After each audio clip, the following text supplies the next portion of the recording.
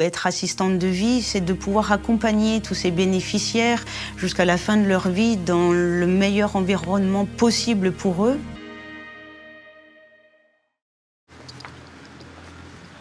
Bonjour. Bonjour. Je suis Romy, assistante de vie. Josiane Corneloup, députée de Saône-et-Loire. Enchantée. On va aller voir Madame Renée. On a l'habitude d'y aller pour faire tout ce qui est tâches ménagères, les petites courses. La journée va commencer, donc je vous invite à me suivre. Allons-y. C'est parti. Vous intervenez régulièrement chez elle? On y va tous les lundis pour tout ce qui est tâches ménagères, aide aux courses. Et on y va également 2 fois par semaine pour l'aide à la douche. Et surtout, elle aime beaucoup le contact humain. Il y a aussi effectivement ce rayon de soleil que vous leur apportez. Exactement. En échangeant, en jouant. Ça fait partie du bien-être quotidien. Pour faire ce métier-là, il faut vraiment être empathique. Les tâches ménagères comportent 1/4 du temps finalement réalisé chez les bénéficiaires. On est là, on connaît pratiquement leur vie, on discute beaucoup des enfants, des petits-enfants. Et tout ça, ça crée un lien vraiment très important qui leur est cher.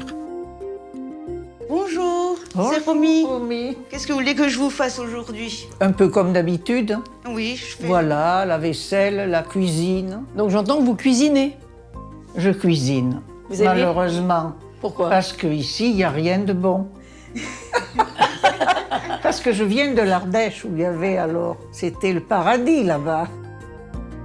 Vous avez abordé ce métier dans le cadre d'une reconversion. Qu'est-ce qui vous a fait choisir ce métier du service à la personne? J'avais une entreprise en fait de création de jeux pédagogiques que je vendais ensuite dans les écoles maternelles, également dans les EHPAD. J'ai débuté ce métier il y a quelques mois en arrière en effectuant une formation en interne. J'ai suivi en fait les collègues dans une journée type et dès le lendemain, j'ai mis en application tout ce qu'elles m'ont dit, mais elles m'accompagnaient toujours en regardant tous les gestes que je pouvais faire. Et puis ensuite, bien naturellement, j'ai commencé toute seule. Et je me suis rendu compte que c'était vraiment ce que j'avais envie de faire, déjà pour les aider dans leur quotidien, également pour leur apporter de la joie de vivre. Et tout ça, ça fait des petites stimulations positives qui permettent de retarder la dépendance. On utilise aussi beaucoup le jeu, ça les socialise et surtout pour certains, la motricité les aide justement à aller mieux et de coordonner leurs mouvements.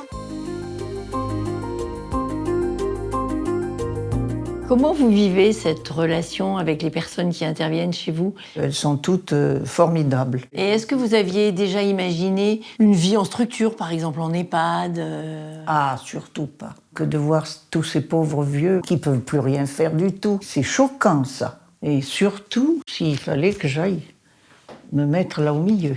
Ça me ferait perdre ma vivacité. Je pense qu'il y a totalement une urgence à recruter des aides à domicile. C'est très important, il en manque énormément. Les ailes d'argent, c'est une structure qui propose cette technique Snozellen qui est développée en EHPAD et qui est très peu développée à domicile. Aujourd'hui, il y a Amélie, une de mes collègues qui va pas tarder à arriver, qui est donc formée pour le Snozellen.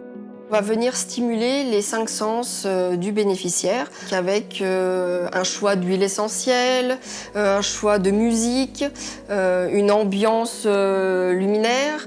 Comment vous sentez-vous là, madame? Je me sens bien. Relax, détente. Merci Romy de m'avoir fait partager cette journée. Si on veut rester le plus longtemps à ce domicile, il faut être bien physiquement et bien mentalement. 330 000 personnes devront être recrutées d'ici 2030. Un métier, encore une fois, tout à fait essentiel parce que sans aide à domicile, oui. Il n'y a pas de maintien à domicile, Tout à fait. et il faut le dire. Merci beaucoup de m'avoir fait partager cette journée. Merci à vous également, Merci. Madame Corneloup. À bientôt. À bientôt. On a vraiment envie d'apporter du plus à tous nos bénéficiaires. Finalement, ils nous le rendent au centuple. C'est des sourires, c'est des câlins, c'est des bons cafés, c'est des bons gâteaux faits maison. Vous rentrez chez vous le soir, vous êtes satisfait, vous êtes fiers de vous d'avoir apporté du bonheur à toutes ces personnes. Et vraiment, voilà, très heureuse de faire ce métier.